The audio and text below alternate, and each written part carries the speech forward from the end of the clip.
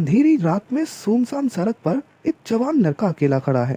चेहरे पर हजारों सपनों का बोझ है, लेकिन जेब में सिर्फ 1500 रुपए है। इस लड़के के माँ बाप अब इस दुनिया को छोड़कर जा चुके हैं। कोई पहचान नहीं, कोई सहारा नहीं, बस एक उम्मीद है कुछ बड़ा करने की।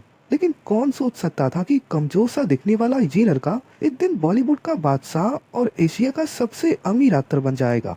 जी हाँ, मैं बात कर रहा हूँ शाहरुख खान की। आप में से ज्यादातर लोग सोचते होंगे कि शाहरुख खान ने ये सारा पैसा फिल्मों से कमाया है, लेकिन आप गलत है। असल ये है कि शाहरुख खान फिल्मों के लिए कोई फीस चार्ज करते ही नहीं।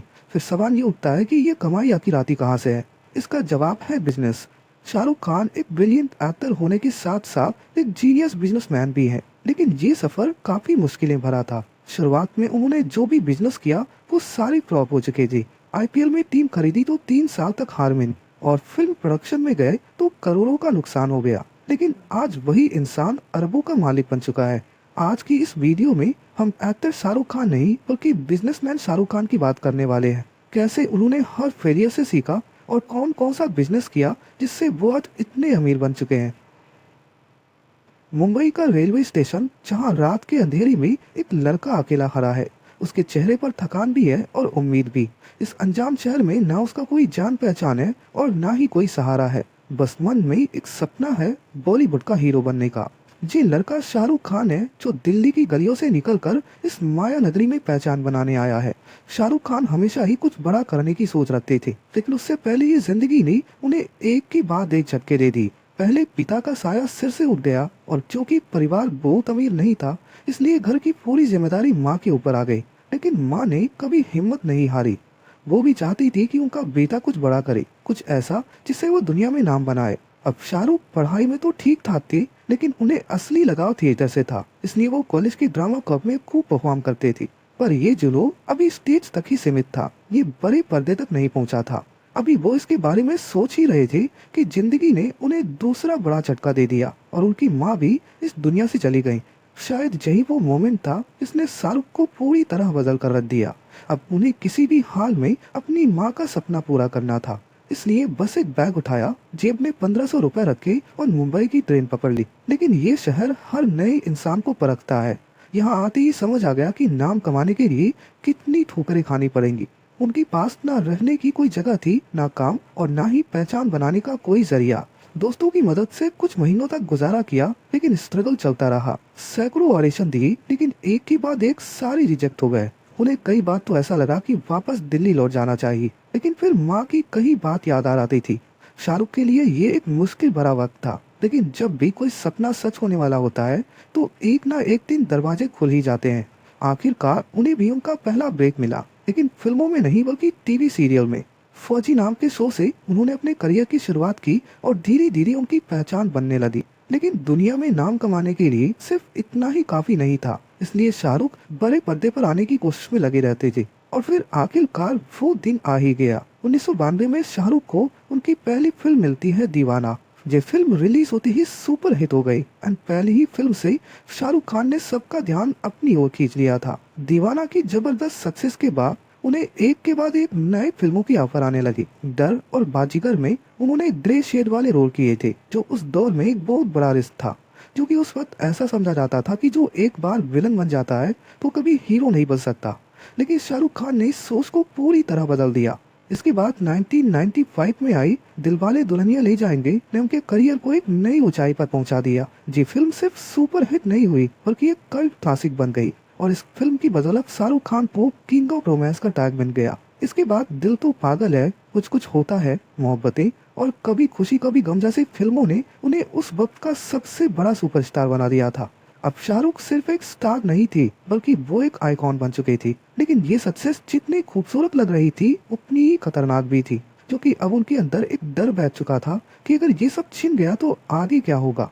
असल में शाहरुख ने कई बड़े सुपरस्टार्स को अपने करियर की पीक से गिरते देखा था, और यही डर उनके दिमाग में भी बैठ चुका था। ये इंडस्ट्री किसी का इंतजार नहीं करती, जो हिट है वही फिट है, और जैसे ही फिल्में फ्लॉप होना शुरू होती हैं, स्टारडम हवा हो जाता है। शाहरुख को ये बात अच्छी से समझ आ गई थी। उन्हें पता था कि सिर्फ एक्टिंग पर डिपेंड रहना सही नहीं होगा। वो अपने परिवार के लिए एक सेफ फ्यूचर चाहते थे, इसलिए उन्होंने ठान लिया कि अब वो सिर्फ एक एक्टर नहीं बल्कि एक बिजनेसमैन भी बनेंगे। और इसी सोच के साथ उन्होंने फिल्म प्रोडक्शन के बिजनेस में कदम रखने का फैसला कर लिया। ये साल था 1999 जब उन्होंने अपनी पहली प्रोडक्शन कंपनी ड्रीम्स अनलिमिटेड की शुरुआत की।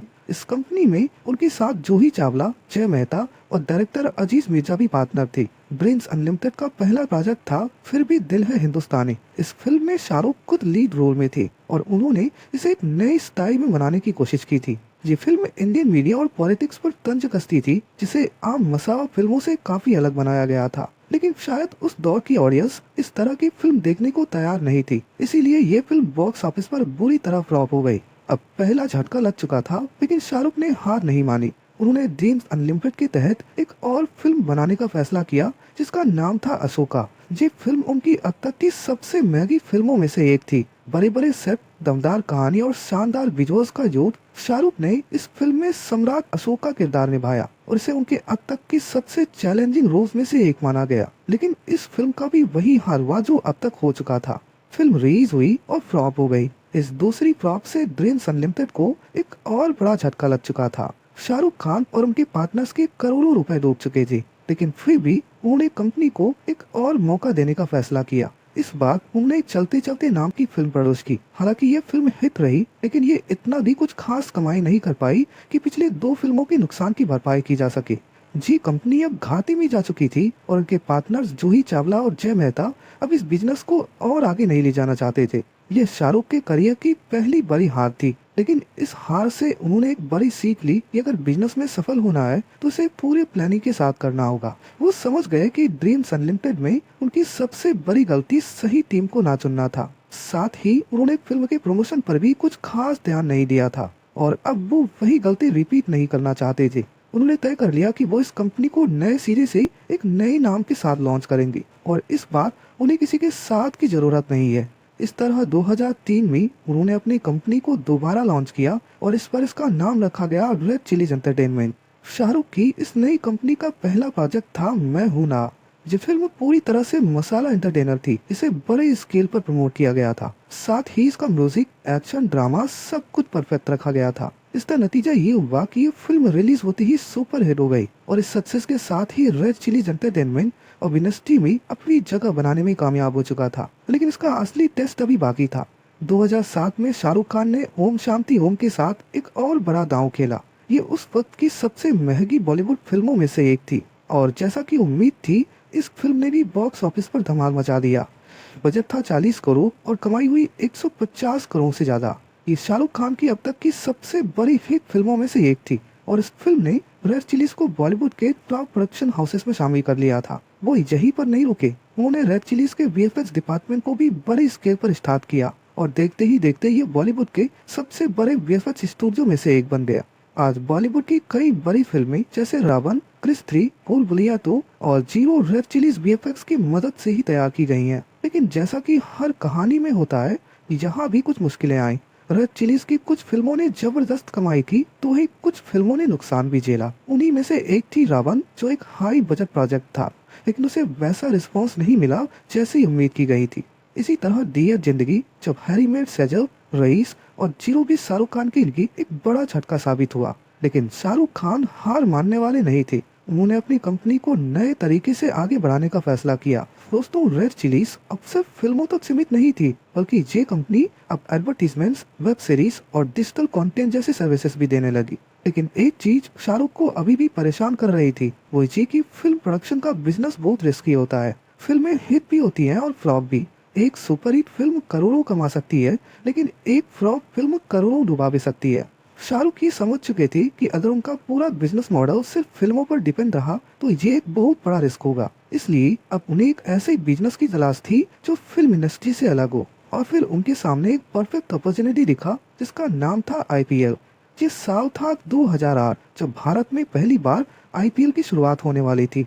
ये सिर्फ एक टूर्नामेंट नहीं था, बल्कि क्रिकेट और ग्लैमर का सबसे बड़ा कॉकटेल था। इसमें बड़े बड़े बिजनेसमैन और बॉलीवुड स्टार्स भी दिलचस्पी दिखा रहे थे, मगर शाहरुख खान ने तेजी दिखाते हुए जूही चावला और जय मेहता के साथ मिलकर अपनी कंपनी रेड चिलीज एंटरटेनमेंट के अंदर एक IPL team Kolkata night Riders को खरीद लिया, जी उनकी अब तक की सबसे बड़ी और सबसे महंगी इन्वेस्टमेंट थी। जहां इस टीम को खरीदने के लिए उन्होंने करीब 300 करोड़ रुपए खर्च किए थे।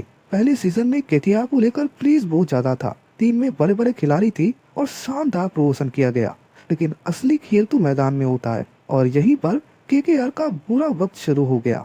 दरअसल पहले के 3 साल 2008, 2009 और 2010 तीनों सीजन में टीम की हालत बेहद खराब रही। मैच हारने की झड़ी लग गई। प्लेऑफ तक पहुंचना तो दूर की बात थी, 3 पॉइंट्स टेबल में सबसे नीचे रही। फैंस का जोश ठंडा पड़ने लगा और धीरे धीरे केकेआर एक मजाक बनकर रह गई।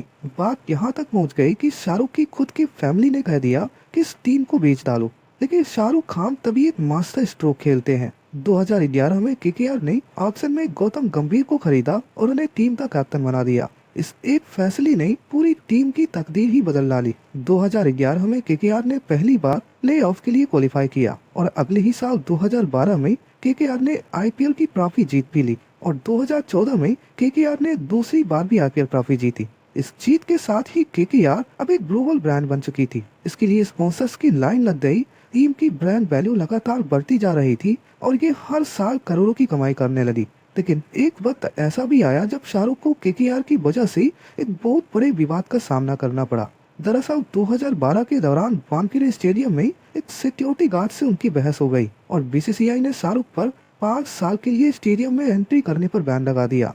ये उनके लिए बहुत बड़ा झटका था, लेकिन उन्होंने आईपीएल के साथ साथ दुनिया भर की क्रिकेट लीग में इन्वेस्ट करना शुरू कर दिया। सबसे पहले 2015 में उन्होंने कैरिबियन प्रीमियर लीग यानी सीपीएल में एक टीम खरीदी जिसका नाम है ट्रिबैंगो नाइट राइडर्स। बता दें कि सीपीएल को वेस्ट इंडीज का आईपीएल कहा जाता है। इसके बाद 2022 में उन्होंने विमेन क्रिकेट में एंट्री ली और ट्रिबैंगो नाइट राइडर्स विमेन की टीम खरीदी, जिसने 2022 में ही अपनी पहली टूर्नामेंट जीत लिया। फिर 2023 में उन्होंने middle east and north Africa market में एंट्री करते हुए अबू धाबी नाइट राइडर्स की टीम बनाई, जो यूएई की इंटरनेशनल लीग T20 में खेलती है। वो यहीं पर नहीं रुके, बल्कि इसके बाद 2023 में उन्होंने अमेरिका की मेजर लीग क्रिकेट यानी एमएलसी में भी टीम बनाई। दरअसल मेजर लीग क्रिकेट को अमेरिका के अंदर क्रिकेट को प्रमोट करने के लिए लॉन्च किया गया था। इसमें दुनिया के टॉप क्रिकेटर्स आते हैं। शाहरुख ने वहाँ भी लॉस एंजल्स नाइट राइडर्स के नाम से टीम बना ली। इस तरह आज शाहरुख खान के पास नाइट राइडर्स के नाम से सिर्फ एक आईपीएल टीम नहीं, बल्कि एक पूरा का पूरा ग्रुप है जो ग्लोबल क्रिकेट ब्रांड बन चुका है और आज इस ग्रुप की वैल्यू 9,000 करोड़ रुपए से ज्यादा है। आईपीएल के जरिए उन्हें साबित कर दिया है कि वो सिर्फ एक सुपरस्टार नहीं, बल्कि एक चालाक बिजनेसमैन भी हैं।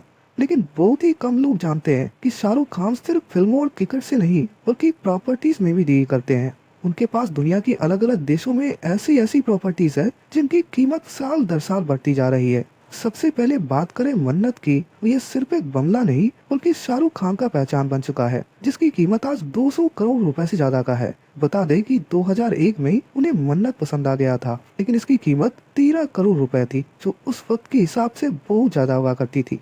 लेकिन आज वही मन्नत शाहरुख खान के नाम पर है। इसके अलावा पाम जुमेरात दुबई में उनका सी फेसिंग विला जन्नत है, जिसे दुबई की पॉपुलर रियल एस्टेट डेवलपर नकील ने उन्हें गिफ्ट किया था और आज इसकी कीमत 100 करोड़ रुपए से ज्यादा का है। ऐसे ही लंदन की पार्क लेन में उनका एक आलीशान अपार्टमेंट है, जिसकी वैल्यू 180 करोड़ रुपए से भी ऊपर बताई जाती है। और ऐसे ही बहुत सी प्रॉपर्टीज को शाहरुख खान ओन करते हैं और आज उनकी सारी प्रॉपर्टीज की वैल्यू 1000 करोड़ रुपए से ज्यादा है। यानी फिल्में हिट हो या फ्लॉप, क्रिकेट टीम जीते या हारे, लेकिन प्रॉपर्टी का दाम हमेशा बढ़ता रहेगा।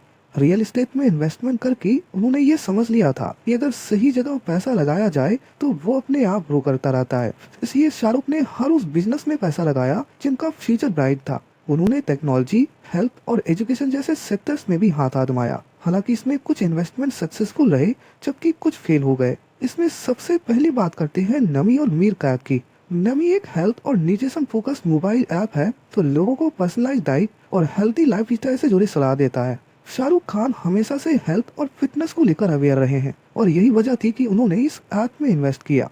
बात करें मीर ऐप की, तो ये एक सोशल मीडिया प्लेटफॉर्म था जो यूजर्स को रियल टाइम में लाइव स्ट्रीमिंग और ऑडियंस के साथ इंटरेक्शन की सुविधा देता था। शाहरुख ने 2015 के दौरान इसमें इन्वेस्ट किया था, क्योंकि उन्हें लगा कि लाइव स्ट्रीमिंग फ्यूचर का सबसे बड़ा कम्युनिकेशन टूल बन सकता है। हालांकि इस प्लेटफॉर्म को बाद में पेरिस्कोप और फेसबुक लाइव जैसी कंपनी से तगड़ा कंपटीशन मिला, जिसकी वजह से ये उतना सक्सेसफुल नहीं हो पाया। बात करें उनके सबसे इंटरेस्टिंग इन्वेस्टमेंट की, तो वो है किड्ज़ेनिया। 2013 में उन्होंने किड्ज़ेनिया नाम की कंपनी के 26% शेयर्स खरीद लिए थे। एजेनिया असल में एक international chain of children entertainment parks है, जहां बच्चे खेल खेल में अलग अलग करियर को एक्सप्लोर कर सकते हैं। बच्चे यहाँ डॉक्टर, इंजीनियर, साइंटिस्ट, जर्नलिस्ट और पायलट जैसे अलग अलग प्रोफेशंस को रियल लाइफ में एक्सपीरियंस कर सकते हैं। और आज हर साल लाखों बच्चे किजानिया विजिट करते हैं, जिससे ये एक बेहद प्रॉफिटेबल वेंचर बन चुका है। इसके साथ ही शाहरुख ने एक्टिंग से पैसे कमाने का एक स्मार्ट तरीका खोज निकाला था। उन्होंने अपनी फिल्मों से फीस लेना बंद कर दिया और सीधे प्रॉफिट शेयरिंग मॉडल को अपनाया, क्योंकि बॉलीवुड में आमतौर पर सभी एक्टर्स फिल्मों के लिए एक फिक्स फीस चार्ज करते हैं। अब फिल्म हिट हो या फ्लॉप, उन्हें उनका पैसा मिल जाता है। लेकिन अगर कोई फिल्म ब्लॉकबस्टर साबित होती है और 1,000 करोड़ कमा लेती है, तो भी एक्टर की कमाई उतना ही रहेगा जितना कॉन्ट्रैक्ट में तय हुआ था। इसलिए शाहरुख ने इसे पूरी तरह से बदलने का फैसला किया और प्रॉफिट शेयरिंग मॉडल को अपनाया। पठान इसका सबसे अच्छा एग्जाम्पल है। इससे उन्होंने करीब 200 करोड़ रुपए कमाए और यही पैटर्न उन्होंने जवान और डंकी जैसे फिल्मों के साथ भी अपनाया। इसके साथ ही आज शाहरुख खान बॉलीवुड के सबसे महंगे ब्रांड एम्बेसडर कहलाते हैं। आज उनके पास 40 से ज्यादा ब्रांड्स हैं और हर ब्रांड के लिए वो 10 से 30 करोड़ रुपए तक चार्ज करते हैं। इस तरह शाहरुख सिर्फ एक्टिंग पर डिपेंडेंट न रहते हुए उन्हें 7300 करोड़ रुपए का एक बिजनेस एम्पायर खड़ा कर दिया है, जो हर साल बड़ा होता जा रहा है। शाहरुख खान की कहानी सिर्फ एक सुपरस्टार बनने की नहीं है, बल्कि एक सोच और एक माइंडसेट की है, जिसे हम सब लोग कुछ न कुछ जरूर सीख सकते हैं। बाकी दोस्तों, इसी तरह अगर आप जानना चाहते हैं एक मिडिल क्लास परिवार में पैदा होने के बाद भी राकेश झुनझुनवाला ने इतने पैसे कैसे कमाए, तो आई बटन पे क्लिक करके इस वीडियो को देख सकते हैं। बाकी आज के लिए बस इतना ही।